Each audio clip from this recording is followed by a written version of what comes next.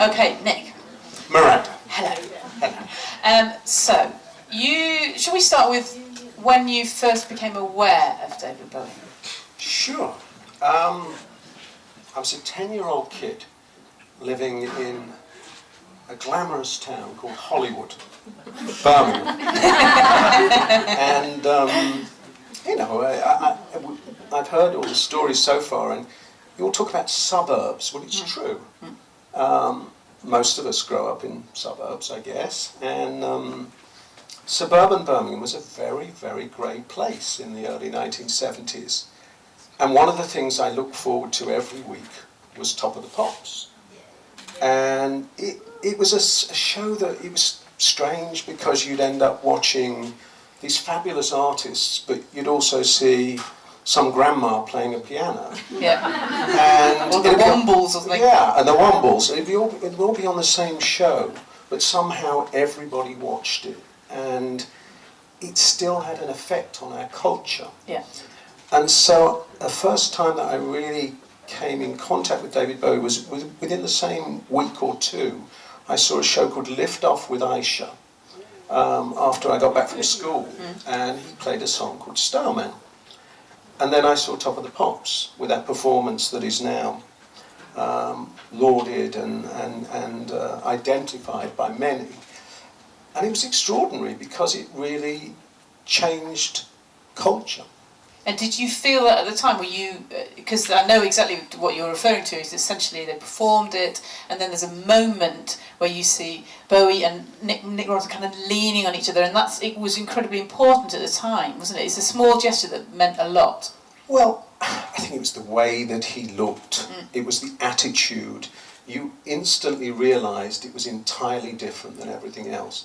Because in the 70s there was a lot of people that once glam rock started, there was bricklayers dressing up in silver suits and wearing platform shoes and making some fairly ghastly records. Yeah. But actually, the David Bowie song was an amazing song, and it was different. He wasn't singing about some girl that he'd fallen in love with. Yeah. He was singing about outer space. And this was much more appealing and much more interesting as a kid than a lot of the other stuff going on. I remember the day after Top of the Pops going to school, and everybody that I liked at school was talking about David Bowie. Yeah. And all the kids that I thought didn't really have great taste, they didn't even watch it. They were freaked out. And did it have a kind of catalyst effect on you, on what you wanted to do? An enormous effect. I think one could almost call it an epiphany, seeing it, because it changed everything in my life at that point. I was very, very young, I was 10, and I looked at it and I thought, I want to be in that world. I want to be like that. And of course, Mum and Dad say, oh, that's nice, darling. But then I carried on saying it when I was 12, 13. That didn't really make any difference. 14, not a lot of difference. By the time I was 15, 16, about to leave school and saying, yep, remember that thing I told you that's what I want to do? At that point, they had to start listening a little bit. I think they hoped it would go away.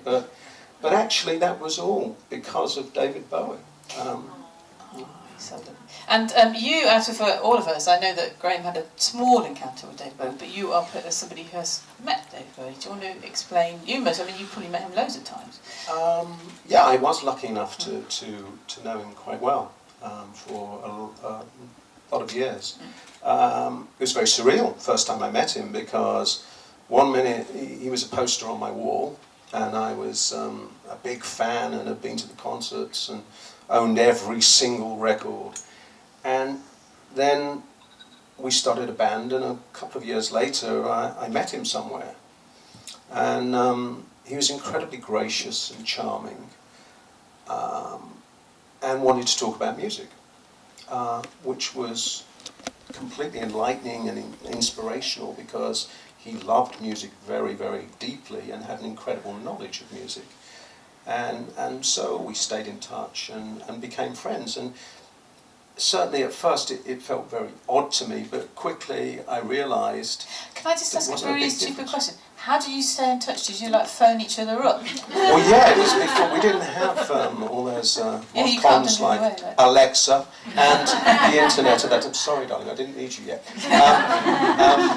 We didn't have any of that, of course. So yes, telephone or telephone, really. Yeah. And so you knew him over a number of years.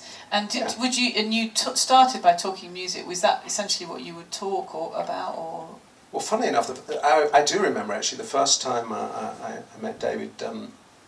I really didn't know what to say because I'm not usually lost for words, but he was a big hero for us, and I thought, oh, what would I like to ask? And I said, well, what did you do with all the clothes? That's such a new question. That's so brilliant. Where are the clothes? Could we see them? No, but I just sort of, it was in my head, well, what's he done with them? Has he kept them? Or, and I can't imagine them going to the Oxfam shop. So, anyway, he said, oh yeah, I do. I archive them, actually. I have kept everything. And so I have him to thank, because from that point of view, even though we hadn't even started to release more than one album, I guess was just about out, I kept all of my clothes because he kept all of his clothes. And I'm very happy I did. Not that I have such a wonderful collection as David had, but it was interesting seeing the V&A exhibition a few years ago. And of course he did keep everything. And it's an amazing collection. Yeah. And obviously Bowie essentially, I mean, with that performance and with everything else that was going on, almost started New Romanticism, didn't he? I mean, really, if you think about the Blitz Kids and things like that, there was a definite Bowie thing going all the way through, wasn't there? Well, for me, David Bowie was the singular most influential musical artist throughout the 1970s. Space Oddity was 1969, but really he owned the 1970s. Lots of other artists that I like, and I'm sure everybody here likes from the 1970s, but he really didn't make a bad move. Yeah.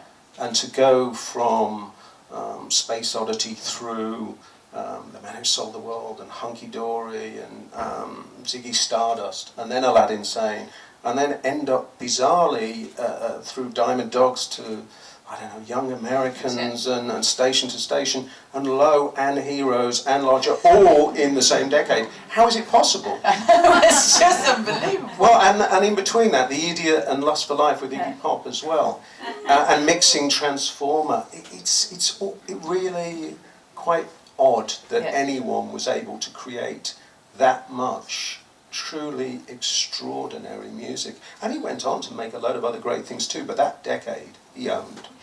It's true. Thank God he was on drugs, eh? Otherwise he wouldn't have through it. Okay, should we hear your choice then? We can try.